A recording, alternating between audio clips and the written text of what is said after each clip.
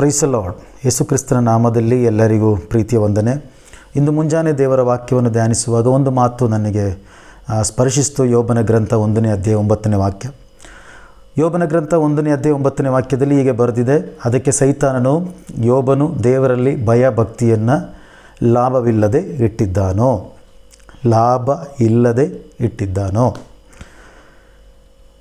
ದೇವರು ಸೈತಾನ್ ಹತ್ರ ಒಂದು ಪ್ರಶ್ನೆ ಕೇಳ್ತಾರೆ, ನನ್ನ ದಾಸನಾದ ಯೋಬನ ಮೇಲೆ ಗಮನ ಇಟ್ಟಿಯ, ಅವನಿಗೆ ಸಮಾನನು ಭೂಲೋಕದಲ್ಲಿ ಎಲ್ಲೂ ಇಲ್ಲ, ಯಾರೂ ಇಲ್ಲ. ಅದಕ್ಕೆ ಹೌದು, ಬಟ್ ಆತನು ಏನಕ್ಕೆ ನಿನ್ನ ಮೇಲೆ ಭಯಭಕ್ತಿ ಇಟ್ಟಿದ್ದಾನೆ? ಅವನಿಗೆ ನಿನ್ನಿಂದ ಲಾಭ ಇದೆ, ಅದರಿಂದನೇ ಭಯಭಕ್ತಿಯನ್ನು ಇಟ್ಟಿದ್ದಾನೆ.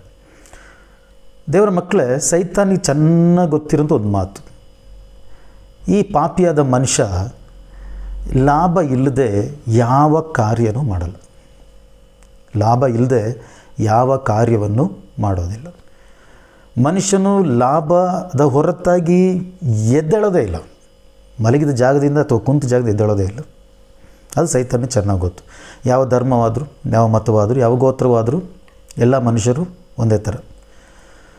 ಹಾಗೆ ಸೈತಾನನು ದೇವರ ಬಳಿ, ದೇವರಿಗೂ ಕೂಡ ಒಂದು ಚಾಲೆಂಜನ್ನು ಹಾಕ್ತಿದ್ದಾನೆ. ಲೋಕದಲ್ಲಿ ಯಾವ ಮನುಷ್ಯನೂ ಕೂಡ ನಿನ್ನನ್ನು ದೇವರು ಎಂದು ಯಾರು ನಿನ್ನನ್ನು ಆರಾಧಿಸ್ತಿಲ್ಲ. ಬದಲಾಗಿ ನಿನ್ನಿಂದ ಒಂದು ಲಾಭ ಅವರಿಗೆ ಆಗ್ತದೆ. ನೀನು ಅವ್ರನ್ನ ಆಶೀರ್ವದಿಸ್ತಿದ್ದೀಯಾ, ನೀನು ಅವ್ರನ್ನ ಕಾಯುತ್ತಿದ್ದೀಯಾ, ಕಾಪಾಡುತ್ತಿದ್ದೀಯಾ.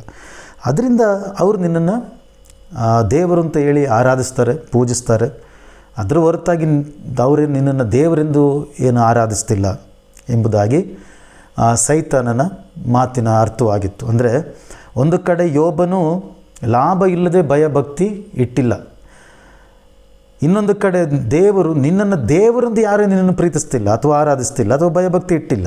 ನೀನು ಅವರಿಗೆ ಲಾಭ ಕೊಡ್ತೀಯ ಅಥವಾ ಆಶೀರ್ವಾದ ಮಾಡುತ್ತಿದ್ದೀಯ, ಅದರಿಂದನೇ ಅವರು ನಿನ್ನನ್ನು ಆರಾಧಿಸ್ತಾರೆ. ನಿಜವಾಗ್ಲೂ ಯೋಚನೆ ಮಾಡೋದ್ರಲ್ಲಿ ಯೋಬನ ಜೀವಿತದಲ್ಲಿ ಅವನಿಗೇನೆಲ್ಲ ಲಾಭ, ಎಲ್ಲವೂ ಲಾಭಕರವಾಗಿತ್ತು. ಅವನಿಗೆ ಸಂಪತ್ತು, ಐಶ್ವರ್ಯ, ಸುಖ, ಒಳ್ಳೆಯ ಮಕ್ಕಳು, ಎಲ್ಲದೂ ಚೆನ್ನಾಗಿತ್ತು. ಅದು ಸೈತಾನಿಗೆ ಗೊತ್ತು ಇದು ದೇವರೇ ಕೊಟ್ಟಿದ್ದು ಎಂದು, ಮತ್ತು ಯೋಬನಿಗೂ ಗೊತ್ತು ಇದು ದೇವರೇ ಈ ಯೋಬನಿಗೆ ಕೊಟ್ಟಿದ್ದು ಎಂದು. ಯೋಬನಿಗೂ ಗೊತ್ತು, ಸೈತಾನಿಗೂ ಗೊತ್ತು. ಆದರೆ ಸೈತಾನನ ಪ್ರಶ್ನೆ ಲಾಭವಿಲ್ಲದೆ.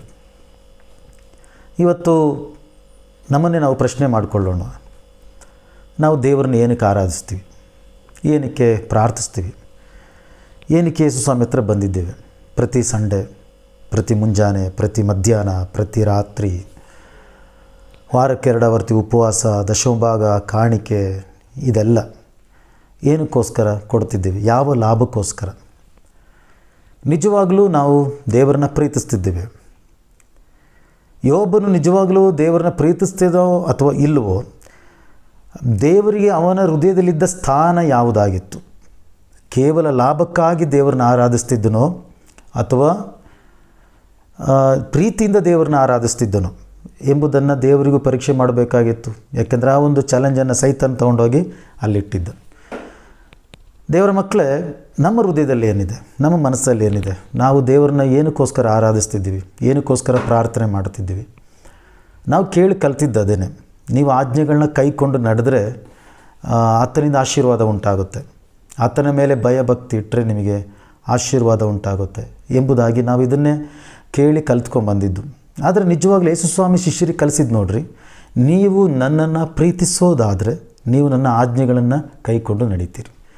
ಮೊದಲು ಆಜ್ಞೆ ಅಲ್ಲ, ಮೊದಲು ಪ್ರೀತಿ, ನಂತರ ಆಜ್ಞೆಗಳು. ಆಜ್ಞೆ ಯಾವಾಗ ಅಂದರೆ ನಾವು ಪ್ರೀತಿ ಮಾಡುತ್ತೇವೆ ಅನ್ನೋದನ್ನು ಗುರುತಿಸೋದು, ಸೂಚಿಸೋದು ಅಥವಾ ತೋರಿಸೋದು ಆಜ್ಞೆಗಳು. ನಾವು ಆತನನ್ನು ಪ್ರೀತಿ ಮಾಡಿದರೆ ನಾವು ಆತನ ಆಜ್ಞೆಗಳನ್ನ ಕೈಕೊಂಡು ನಡೀತೇವೆ. ದೇವರಿಗೆ ಬೇಕಾಗಿದ್ದು ನಾವೆಲ್ಲರೂ ಆತನನ್ನು ಪ್ರೀತಿಸಬೇಕು ಎಂದು, ನಾವು ಆತನನ್ನು ಪ್ರೀತಿಸಿ ನಾವು ಆರಾಧಿಸಬೇಕು ಎಂದು. ಪ್ರೀತಿ ಮಾಡೋನು ಹೇಗೆ? ಶಿಷ್ಯರ ಹತ್ರ ಯೇಸು ಸ್ವಾಮಿ ಬಂದರು, ಹೇಳಿದರು, ನಾವು ನಿನ್ನನ್ನು ಮನುಷ್ಯರನ್ನ ಹಿಡಿಯೋ ಬೇಸ್ತರನಾಗಿ ಮಾಡುತ್ತೇನೆ ಅಂದರು. ಶಿಷ್ಯರು ಪೇತ್ರ, ಯಾಕೋಬ, ಯೋಹಾನ ಏನು ಮಾಡಿದರು? ತಮ್ಮ ದೋಣಿಯನ್ನು ಅಲ್ಲಿ ಬಿಟ್ಟರು. ಅವರು ಬಿಟ್ಟು ಯೇಸುವನ್ನು ಹಿಂಬಾಲಿಸಿದರು. ಇದರ ಅರ್ಥ ಅವರ ಬದುಕು, ಚಿಕ್ಕ ಪ್ರಾಯದಿಂದ ಅವರ ಬದುಕು ಯಾವುದರಲ್ಲಾಗಿತ್ತು? ದೋಣಿಯಲ್ಲಾಗಿತ್ತು. ದೋಣಿಯಿಂದನೇ ಅವರ ಬದುಕು, ಅವರ ಕುಟುಂಬ, ಅವರ ಜೀವನ ಸರ್ವವು ನಡೀತಿತ್ತು. ಅವರಿಗೆ ಸರ್ವವು ದೋಣಿಯಾಗಿತ್ತು. ಒಂದು ದೇವರ ಸ್ಥಾನಕ್ಕೆ ದೋಣಿ ಇಲ್ಲಾಂದರೆ ಅವ್ರು ಬದುಕಿಲ್ಲ. ಅವರ ಕಸುಬು, ಅವರ ಜೀವನ, ಪ್ರತಿ ಎಲ್ಲವೂ ದೋಣಿಯಲ್ಲೇ. ಈಗ ದೋಣಿಯನ್ನೇ ಅವರು ಬಿಡ್ತಿದ್ದಾರೆ. ಯಾರಿಗೋಸ್ಕರ? ಯೇಸು ಸ್ವಾಮಿಗೋಸ್ಕರ. ಪ್ರೀತಿ ಅದೇ.